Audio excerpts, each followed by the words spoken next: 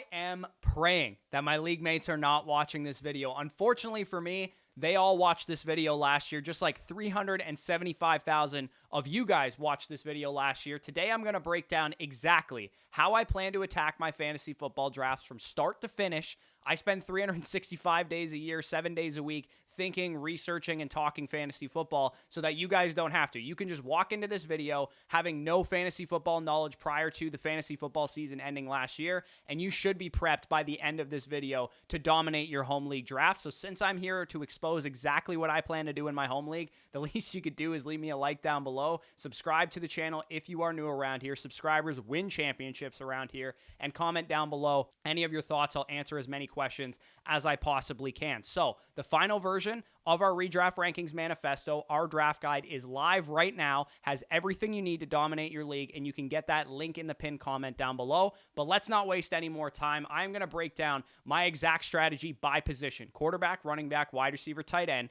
the pockets that I like in the draft based on the findings I found all offseason. And then at the end of this video, I'm going to do a PPR mock draft from the 3 slot where I'm picking. And I am doing this video in the half PPR to full PPR frame of mind. So unfortunately, standard folks, this isn't probably going to be totally applicable to you. I would highly encourage you guys to map this out based on your own personal home leagues as well. Think of the behaviors and the way that your home league drafts usually go and the league settings that you play with. But let's start with the running back position. And this position is the driver of all fantasy strategies, which is why we're starting with it. The robust RB, the hero RB, the zero RB, double hero RB. It's the reason they're called that is because the running back position is crucial for those strategies. My strategy at this position is to stay light through the first 7 to 8 rounds. I want 1, maybe 2 swings on elite upside running backs. And the reason for that is because I think we can all agree that hitting on a massive ceiling high upside running back can win you your fantasy football league. However, running backs come with inherently a lot of risk. They have a chance of busting, have a chance of getting injured. They can lose you a league single-handedly. So this year,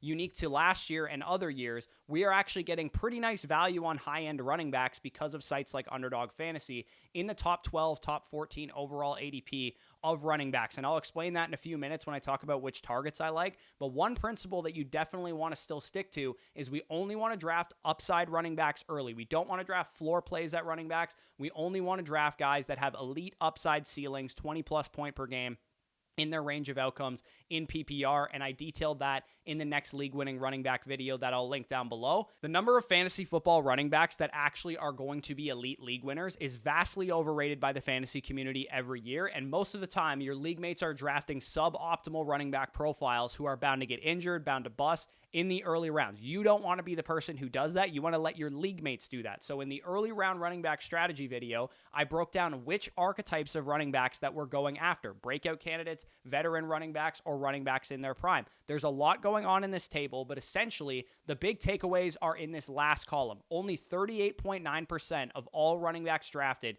in the top 20 of ADP going back to the year 2015 have returned on ADP. So we're talking 3 and 5 running backs are missing in the early rounds. 18.89% suffered a major injury that caused them to miss 6 or more games. 19.44% lost 10 or more spots of ADP because they were just a bust and they were bad for fantasy that year. 22.8% didn't kill you, but they were kind of silent killers. Think of a guy like Josh Jacobs last year. You drafted him RB10. He finished RB18. He didn't lose 10 or more spots of ADP, but he lost 1 to 9 spots of ADP, and you were probably not satisfied with that draft pick of Josh Jacobs. When you combine those 3 outcomes, injury, bust rate, and just fine rate, you get a combined 61.1% chance that your early round running back is going to disappoint you. If you're in a 10-man league and there's 20 running backs in ADP and all of your league mates draft 2 of the top 20 running backs, 6 of your 10 league mates will be disappointed with their outcome. On top of those serious kind of injuries and busts, we also have this. Running backs missed an average of 3.08 games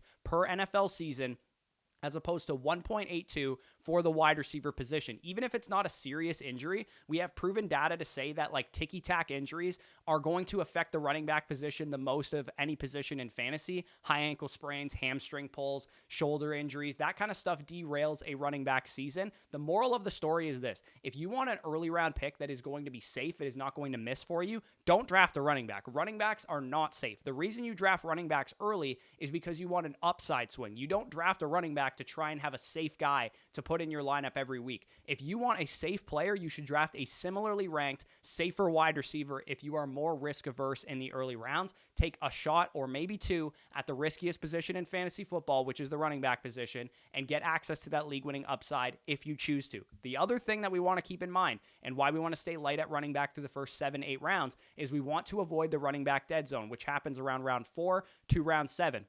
In this area of the draft, about running backs 15 to 25 in ADP or so, the running backs are missing at a really, really high rate because they have a lot of risk to their profiles. We know deep down that every NFL team does not have an elite starting caliber running back on their roster. Just because they are the starter or because they're going to get a lot of volume, we project them to be a lot better than they are. Maybe these running backs have a lot of injuries with their talent. Maybe we're questioning how much work they're going to get. Maybe they're older. Maybe they have injury issues. Whatever the case is, the running back position doesn't hit at a high rate during this area of the draft, and ADP has gotten sharper and sharper over the years thanks to best ball sites like Underdog Fantasy at predicting which running backs should go early, which running backs are dead zone running backs, so on and so forth. Last year, we saw a spike in the dead zone running back hit rate in 2023. You can see 50% of the running backs in the dead zone actually hit last year, so keep in mind that if running backs fall to a certain point, they're definitely okay values, but that probably won't apply to you guys' own individual home league.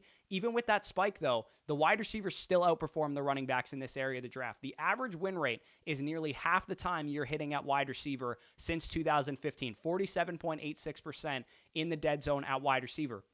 Versus at running back, even with the spike last year, it's 35.56% of the time. So basically, 12% better to take a wide receiver in the dead zone than you are to take a running back. And if you guys listening to this are in very casual leagues with your home league buddies, your school buddies, your work friends, your family, whoever, you will get better and better wide receiver, quarterback, and tight end values during the dead zone because your league mates will be thirsty for running backs and push them up the board and take whatever running back they want to help fill out their running back position. In the first 3 to 4 rounds of fantasy football drafts, you get 1, maybe 2 stabs at the running back position at most, depending on best player available on the board. In a hero RB build where you take 1 running back early, or a double hero RB build where you take 2 running backs early, you only want to take best player available and guys with high upside. But if best player available to you was not a running back any of those first 3 to 4 picks, then you can go and execute a 0 running back where you take 3 straight wide receivers, maybe an elite tight end, quarterback. Still want to avoid the running back dead zone, and check out our 0 and hero RB videos for advice on how to do that. You want to be picky with early round running backs is basically the point. The last running back point that I want to make that influences my strategy is that they benefit the most from the chaos of an NFL season. What I mean by that is late in drafts and on the waiver wire, we see really good options emerge every single year. Think of Kyron Williams last year, Devin Singletary last year. I could go on and on. Raheem Mostert last year. The dead zone running backs hit at a 35.56% win rate, as I detailed already, whereas the bet zone or the honeypot for running backs is around 8 to 10. After the dead zone is over, the running back position hits at a 44.64% rate, almost 10% more than rounds 4 to 7. And more importantly, it actually balances back out with the wide receiver position. As you guys can see on the board there, rounds 4 to 7, wide receivers hit at a much higher rate. Rounds 8 to 10, running backs and wide receivers balance themselves out a lot more. And specifically for running back targets, I have this scoring card that I did in the league-winning running backs video highlighting the targets I like in the early rounds. The guys in green obviously are great picks. The guys in yellow are pretty solid picks as well. And of course, all of this data, all of my tiered rankings by position, overall 1 quarterback, super flex, running back rankings, our risk ratings, true series, fantasy football news, last year's scoring, and so much more to help you dominate your league is available in our draft guide. Like I said, you can get it for free by signing up on Underdog Fantasy using code FSE and depositing $10, and it'll be sent to your email within 24 hours.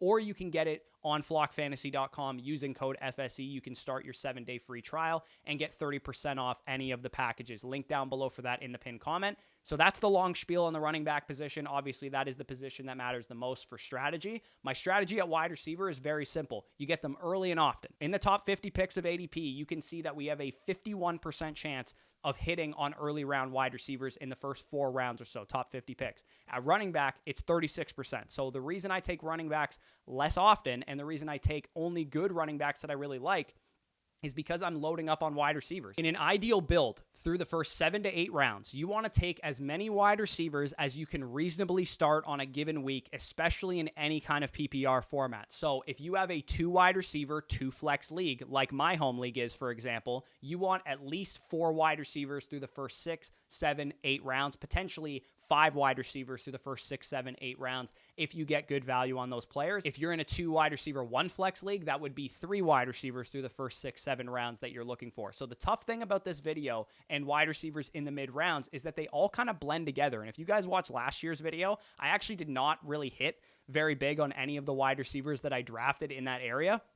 So my player takes on wide receivers have changed a little bit this year than it did from last year's video. So what I looked at in the wide receiver position in the middle rounds is that they all kind of blend together. You can make the case for all of these guys. All of them have decent ceilings. All of them have decent floors. So I wanted to know what types of wide receivers hit in the early to mid rounds. So I did the same exercise for the wide receiver position as I did for the running back position. The 4 specific archetypes of wide receiver going off the board in the first 36th overall wide receivers since 2020 are on the screen right now. Breakout candidates, trusty veterans, prime wide receiver 1s, and prime wide receiver 2s. You can see all of the definitions for the archetypes. The highest hit rate of this group was prime wide receiver 1s, basically guys who are under age 29 with a wide receiver 1 season under their belt. These guys hit the biggest, and they didn't bust nearly as often as the other guys. These guys also boomed 33% of the time, and combined, if you hit their fine rate and their returned on ADP rate, you were getting a hit or a guy you felt comfortable with 75% of the time. So that is an incredible hit rate on early round wide receivers. So if a guy fits this category, we want to be into him. We want to be interested in him. Prime wide receiver 2s hit or were just fine about 60% of the time and weren't likely to get injured. Those are the ones in orange. Breakout candidates, definitely the boomer bust guys, hitting just as often as they missed. So definitely a risk when you're taking a breakout candidate, particularly as you get lower down the ADP. For example, a breakout candidate like Garrett Wilson is going a lot higher in ADP than a breakout candidate like Jaden Reed. Guy like Garrett Wilson is going to be much more likely to hit than a guy like Jaden Reed, where one's going at wide receiver 8 or 9 and the other's going at like wide receiver 30. Trusty veterans, the other archetype there in blue, not likely getting a massive boom season from these guys. So if you think that an older wide receiver is going to have the best season of their career, you're probably wrong about that. Easily the highest injury rate of any position. You could see 35% of older wide receivers missing 6 or more games is a tremendously high number since 2020. Half the time you got a just fine option. Half the time you got somebody returned on ADP. But the other half of the time you combine the get injured rate with the bust rate, and we're talking misses in spectacular fashion. Think of like Julio Jones a couple years ago when he was on the Titans. That's the type of miss you get out of a veteran wide receiver when it goes bad for them. So if you're interested, these are the 2024 wide receivers 1 through 36. The group of wide receivers in ADP based on these archetypes that are highlighted are the prime wide receiver 1s in green. Obviously, these are great bets. Prime wide receiver 2s in orange, which are solid bets. Breakout candidates in yellow, which are obviously your upside swings. Trusty veterans are sketchy and take swings only if these guys have the situation and the talent to pass the smell test for you there. So I mapped out the talent and the situational factors in the league-winning wide receivers video as well.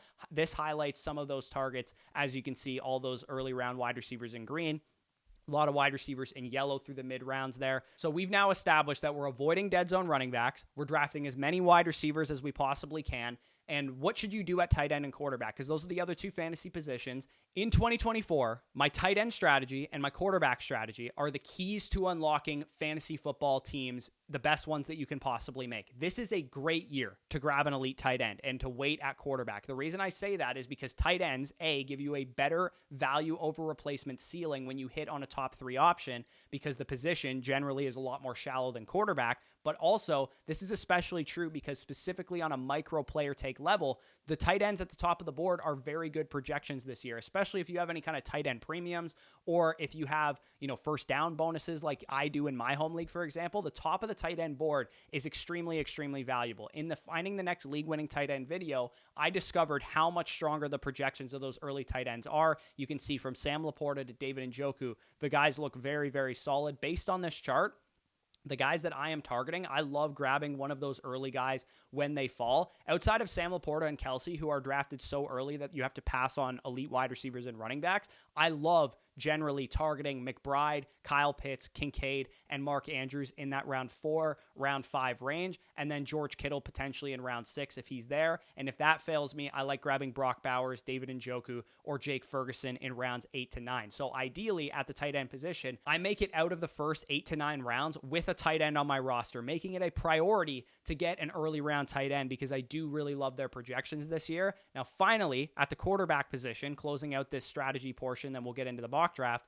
Normally, I love prioritizing early round quarterbacks because in the last 2 years, 2022 and 2023, having Josh Allen, having Jalen Hurts, having one of these elite guys has felt so much better than the late round guys, and there's a reason for that. But this year, I think the position is extremely deep, as deep as I've ever seen it in the 5 years I've been a fantasy analyst. In the league-winning quarterback video, I detailed that the late round quarterback strategy is back, and why I'm deploying it unless an elite guy falls is because it is the deepest position in fantasy. Running back, wide receiver, and tight end are a lot more shallow than quarterback is this year. Being able to hammer out my running backs, my wide receivers, and get an elite tight end, let's say through the first 7, 8 rounds, and then still get Dak Prescott, Jordan Love, Jaden Daniels, Brock Purdy, Tua Tagovailoa, Caleb Williams, Trevor Lawrence, or Jared Goff to anchor my quarterbacks feels very, very nice. And honestly, I like my team so much better when I do this versus when I take Jalen Hurts or Josh Allen early. As much as those guys are great options, I don't think the difference between Jalen Hurts and Tua Tagovailoa is as big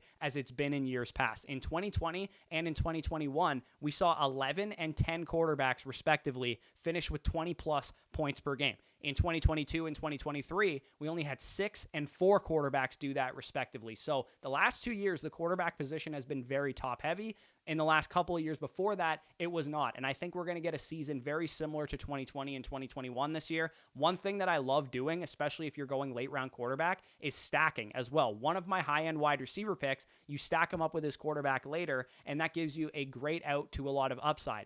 And it also consolidates the amount of bets and the amount of things that you need to get right to help you win your league. For example, if you drafted CeeDee Lamb early in the rounds last year, and you also stacked him up with Dak Prescott late, you had a 28.4% win rate just by rostering those two players. In a 12-man league, your average win rate is 8.3%, 1 divided by 12. So 28.4% win rate for just having 2 players on your team is more than triple your expected win rate in any given league. Now, obviously, Dak Prescott and CeeDee Lamb both hit this year, but they're correlated guys. If Dak Prescott, you thought he was a great projection, you thought he was going to hit, then CeeDee Lamb is obviously going to get there as well, and vice versa. Stacking your late round quarterback is just such a great play this year because there is plenty of good stacking options late, like Tua, like Brock Purdy, like Caleb Williams, where you can stack up your early round wide receiver with his late round quarterback and get access to a lot of upside and bet on offenses that you really believe in. So we are going to detail all of these strategies, implement them all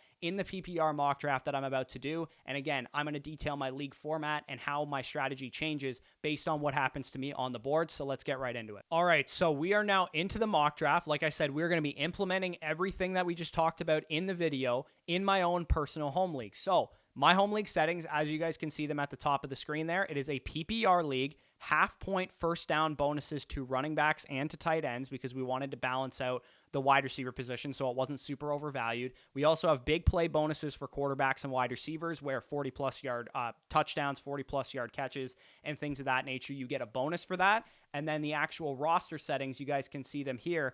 1 quarterback, 2 running back, 2 wide receiver, 1 tight end, 2 flex, 6 bench spots. So again, I can start up to 4 wide receivers on a given week. As I talked about in the wide receiver section, I want to have at least 4 or 5 wide receivers through the first 7 to 8 rounds, but we'll talk about everything that goes on here. Again, keep in mind, late round quarterback is the strategy that I want to employ this year. Early round tight end I want to get, 1 or 2 upside swings early in the rounds at running back. So what we're going to do is we're going to start this draft and we're going to see how the board falls to us. At that point, we're going to determine what kind of strategy we want to implement, 0 RB, hero RB, double hero RB, whatever the case is. We're doing best player available for the first 3 to 4 picks, as always. All right, so I'm now on the clock. Christian McCaffrey and CeeDee Lamb are off the board for me, which is the 2 players I expect to be gone based on the research that I've done around my league so far. I have been very much on the side of drafting Tyreek Hill here. Again, I could look at a Breece Hall or a Bijan Robinson, But as you guys recall from last year, I took Bijan over Tyreek Hill at the 4-hole there, and I didn't really like how my team ended up shaking out, and especially given the big play bonuses and just how safe of a projection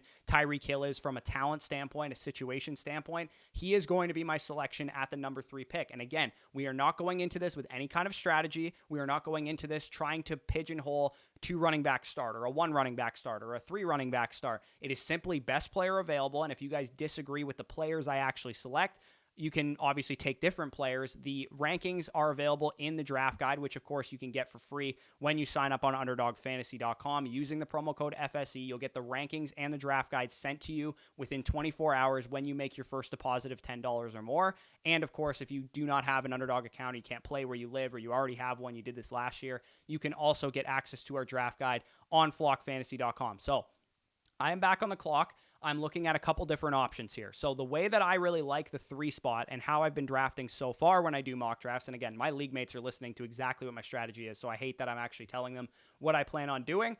I love Brandon Ayuk. I love Nico Collins. I love, a lot of these wide receivers here. I feel pretty good about a lot of these wide receivers. What I don't feel pretty good about is only having the opportunity that if I don't take a running back here, Achane, Pacheco, and Travis Etienne and those type of guys would be gone. Obviously, Henry and Etienne are already gone. Kyron, Barkley, these guys are already gone off the board. So what I'm going to do is secure myself an anchor running back here and hope that I get a good wide receiver or maybe a running back falls back to me. So what I'm going to do is just simply draft best player available. My best running back available is Devon Achane. Now, maybe you guys look at this and you're like, I don't want 2 straight Dolphins to start my draft. But you know what? If I'm going to draft 2 players from the same offense, that better be a good one, and the Dolphins are a hell of an offense. So I'm going to grab those 2 guys. Looking at the board, Pacheco did fall back to me, so I feel really good about Isaiah Pacheco this year. I think he has an opportunity really to just be a monster running back 1 this year in a very much improved Kansas City Chiefs offense. Wide receiver position is still very, very strong on the board right now. You got Ayuk, you got Collins, those type of guys. I believe that Brandon Ayuk will end up staying in San Francisco, so I'm probably going to lean him if I go wide receiver. But what I'm actually going to do is take Isaiah Pacheco here. And the reason I'm going to do that is because I do a lot of research on my own league. I've looked back at our draft board the last couple of years. There's 4, 5, 6 of my league mates that are very prone to overdrafting running backs if they don't have 2 through the first 3 or 4 rounds. So that's me knowing my league. You guys obviously need to know your own leagues as well. So Isaiah Pacheco, Brandon Ayuk, and Nico Collins are ranked very similarly for me. So what I'm going to do is take Isaiah Pacheco and hope that I get some good wide receivers falling back to me at that 4-5 turn, because I know my league mates are going to overdraft running backs and things of that nature. Plus, as I talked about already, I'm not super in on the early round quarterbacks this year, and some of these early round quarterbacks like Mahomes, Jackson, Hurts, and these guys going is good for me because it means other value is going to fall back to me on the board. So I'm back on the clock. Tyreek Hill, Achane, Pacheco. I have a double hero RB start. That is the strategy I've kind of deployed here based on the best players available that I selected with my picks. I'm looking at tight end potentially. I could grab Trey McBride. I do want to grab a wide receiver, I think, first before I go in the direction of a tight end, because as much as I love Trey McBride and think he's a good value here, I do not want to be behind the 8 ball at wide receiver. If you guys recall last year, I was really behind the 8 ball at wide receiver when I did this video, and I don't want to do that again. So my highest available wide receivers, I believe, are DK Metcalf and T. Higgins. As I talked about, that 2024 ADP of wide receivers, the wide receivers in their prime are excellent bets in the early rounds of drafts. Both DK Metcalf and T. Higgins have finished as wide receiver 1s and are under the age of 29. So I'm going to go with DK Metcalf on a micro player level. I love his projection this year with Ryan Grubb coming into that offense. So that is the direction I went with. So back on the clock again. Do I want to go in the direction of T. Higgins, who obviously a wide receiver in his prime? There's other options on the board that are also decent. I think Tank Dell's a good option. George Pickens a good option. Amari Cooper's a good option. But T. Higgins is my highest rated wide receiver there. Or do I want to secure my elite tight end now? Mark Andrews, Dalton Kincaid, Kyle Pitts, all these guys make sense. To me, I think T. Higgins is a tier break at wide receiver, and I do believe that he has a chance to have a monster year this year. Joe Burrow's healthy. T. Higgins is healthy. He's in a contract year. He's highly motivated. So I am going to grab T. Higgins with this pick, and I'll hope. I don't think any of these tight ends are going to fall back to me. Pitts, Kincaid, any of those guys are probably all gone. But as I talked about already, my fallback option of George Kittle, who actually just went, or of David Njoku, of Brock Bowers, of Jake Ferguson, is still very much in play for me here. I would rather be stronger through the first 7-8 rounds at the flex positions, running back and wide receiver, than I would be at quarterback and tight end this year, unless the value dictates that the tight end position is a good pick for me. So I'm probably not going to go tight end yet. I might go with my next pick in that direction, but a lot of the guys on the board already have tight ends, so I might even risk it yet again. We're looking on the clock here right now. I have Romo Dunze, Rashee Rice, a number of these dudes already on the board for me here. And also take a look. I want to direct your attention to the offenses that I've invested in. Tyreek Hill, Devon Achane play for the Dolphins. I expect them to be a top 5 offense. Kansas City Chiefs, I expect them to be a top 5 offense. Seattle Seahawks and Bengals, I expect a nice bounce back from those offenses this year. I like investing in high-end offenses early on in my draft. If you take, let's say, for example, Team 4's team, where he invested in Mike Evans already, that's fine. You can invest in one, maybe suboptimal offense throughout the early portion of your draft, but you don't want to invest in a bunch of bad offenses. You don't want to have a bunch of guys tied to suboptimal offenses like Team 8, for example. Devontae Adams on the Raiders, not great. Alvin Kamara on the Saints, not great. You want to invest ideally in great offenses where you possibly can.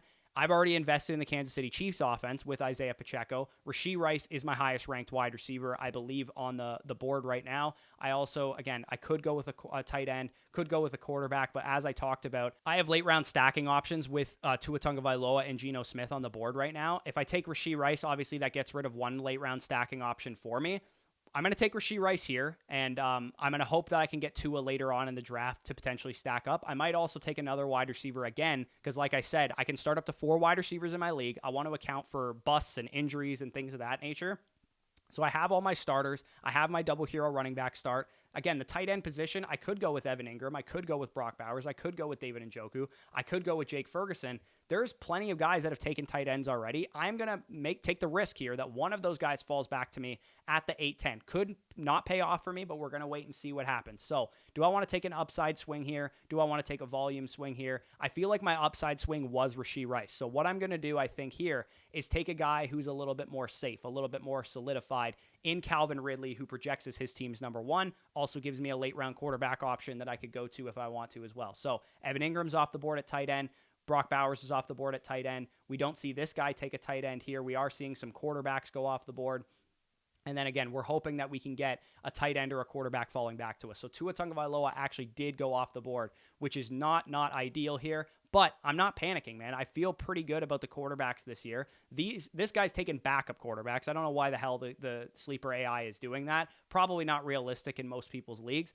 But I am going to grab David Njoku because he is easily my highest rated tight end on the board right now. Jake Ferguson also would be in consideration for me, but David Njoku was the tight end 1 over the back half of the season. So I feel very comfortable with him to anchor my tight end position, and we're going to hope I can get myself a half-decent quarterback falling back to me. I was super impressed with Jaden Daniels in his first preseason performance. Great deep ball. Missed a layup throw early on in the game, but we saw the legs. We saw the deep ball ability. So I'm going to grab Jaden Daniels to anchor my quarterback core. Now, some people might be thinking, oh, that's a rookie. You don't want to invest in that. But guess what? The laws of fantasy football dictate that rushing quarterbacks are king. So for me, Jaden Daniels is precisely the type of quarterback that I want to be taking early in drafts. Again, I'll probably maybe handcuff him with a different kind of quarterback if I want a safer swing later. But guess what? In most home leagues, you can get away with drafting one quarterback, even if it's a late round guy, because worst case scenario, you can trade for guys. Worst case scenario, you can go to the waiver wire. So I'm back on the clock here, looking at the position groups. Again, I am already solidified at wide receiver. I got 5 wide receivers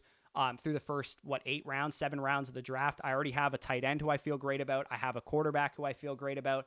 I could go back to the running back position. Achane and Pacheco are my 2 anchors. In a hero RB, we're making the assumption that those guys are going to carry me. Those guys are definitely going to really help me out. I'm going to grab Chase Brown here because I've already invested in the Bengals offense. I really believe Chase Brown will be the starting running back there. Maybe he's not available at this late of a pick. Again, you could kind of go in any different direction if you wanted to.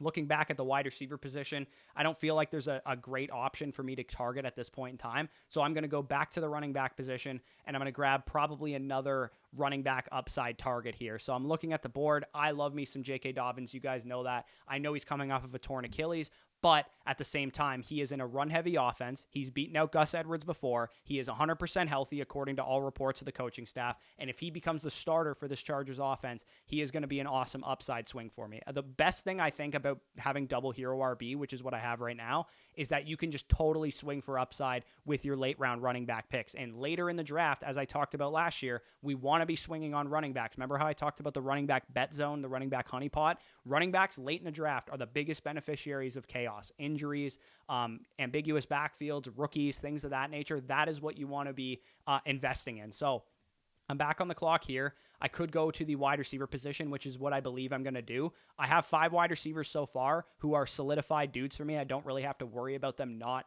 hitting or not being solidified guys. So I'm going to grab Jalen Polk of the Patriots, who is an upside swing wide receiver for me there. Don't need him to start right away. He can kind of just sit on my bench for the first couple weeks of the year and then kind of see what happens from there. I feel pretty good about my running back core as well. I'm not going to probably go to the quarterback position, although I potentially could. I could grab Deshaun Watson later. I'll probably do that with my next pick if he's there. I'm going to grab one more upside swing at the wide receiver position because, like I said, it's round 10, round 11, round 12. I'm just swinging for upside at this point in the draft anyway. Dontavian Wicks caught like a 65-yard touchdown in the preseason game the other day. So I'm going to grab him and hope that he becomes a fixture of this Green Bay Packers offense. And again, I would like to direct you to the offenses I've invested in this draft. Dolphins, Chiefs, Bengals, Browns, Seahawks. I mean, Titans, obviously not optimal. Jaden Daniels and the Commanders, maybe not optimal. But for the most part, I've invested in good offenses that I believe in. And of course, Deshaun Watson goes absolutely one pick ahead of where I was about to pick there. I could go with a Geno Smith, a Will Levis, something like that. I personally feel comfortable starting Jaden Daniels as soon as week 1. If you guys take Jaden Daniels in your fantasy draft, you should have no worries. He's going to start week 1. He obviously gives you a lot with his legs. So if you wanted to, you could take Geno Smith here. I do have DK Metcalf that you could play Geno in week 1 just to be safe, but I'm not really that concerned about it. So what I'm going to do is I'm going to grab one more upside swing later on in the draft at running back or at wide receiver. At tight ends, again, I'm not really feeling too confident in any of those guys. I loved what I saw to Tyrone Tracy in the first preseason game. He is clearly working behind Devin Singletary as the RB2 in that offense. So we are to the end of the draft. You guys can see my team here. I implemented most of the strategies that I wanted to. The only thing that I feel a little bit suboptimal about is the fact that I didn't get the tight end and quarterback targets I was looking for. I would have much rather had Tua Tagovailoa. I would have much rather had one of those early tight ends. But you know what? I feel very strong at wide receiver. I feel very strong at running back. Again, some people might look at this and be like, after you took Devon Achane and Isaiah Pacheco, how come you didn't take a running back until round 10? Well, the reason I did that is because I only take running backs in the early rounds who can hit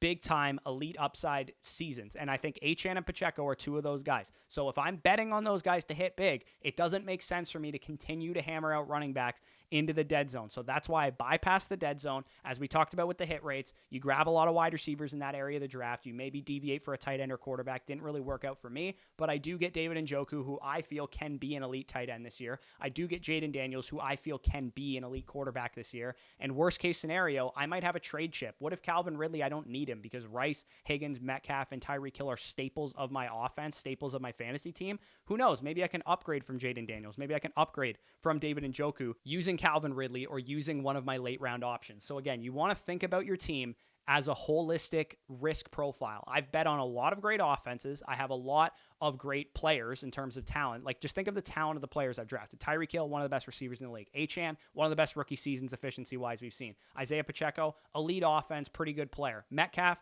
great player. Higgins, great player when healthy. Rashee Rice, great rookie season. Calvin Ridley, I think, can bounce back this year. David Njoku, I think, is a great player. Jaden Daniels has rushing upside and could be a great player. And then upside swings in the same vein of things. So we are to the end of the video. Again, if you guys did enjoy this video, hit the like down below. I exposed my entire league strategy to my league mates. This should not be going in vain. I will be the sacrificial lamb so that you guys can get the best of all the research I've done since January. Most of you guys probably have wives, kids, lives, things that you have to do after the football season is over. Thankfully, what I do is fantasy football research. So I've done all the hard work for you. Just follow the strategies in today's video that I detailed, and I promise you, you will have a successful fantasy football season for the most part. If you enjoyed this video, leave a like, subscribe to the channel if you're new around here. If you want our draft guide, everything you need to dominate your fantasy football league mates win your championship and take home the gold this year, we have our rankings, quarterbacks, wide receivers, running backs, and tight ends. We have overall rankings, super flex rankings. We have our risk rating, so you can detail which guys are riskier than others. We have our truth series, which details how their season went last year from a game split perspective. We have fantasy news updates, so you can follow all the training camp news that's happened so far. Everything that you guys need. We have a redraft ready cheat sheet as well, so you can check off players as they go, use our rankings to draft right off of. You can print that off and bring it to your fantasy football league draft. Everything you need is available in our draft guide, and if you want it, go to Underdog Fantasy, deposit using $10 and promo code FSE. It'll be emailed to you within 24 hours. If you did that last year, tell a friend about Underdog. They can forward you the email. Tell your spouse about Underdog. They can forward you the email to get the draft guide. Or if you can't play Underdog where you live, or if you just already have an Underdog account, you can head to flockfantasy.com, use the promo code FSE when you sign up, and you'll get 7 days for free, 30% off any of the packages. If you sign up annually, you save 6 months, and you get a free team review from us. If you're a Dynasty player or redraft player, you can take advantage of that. But with that being said, peace out, and we'll talk to you soon.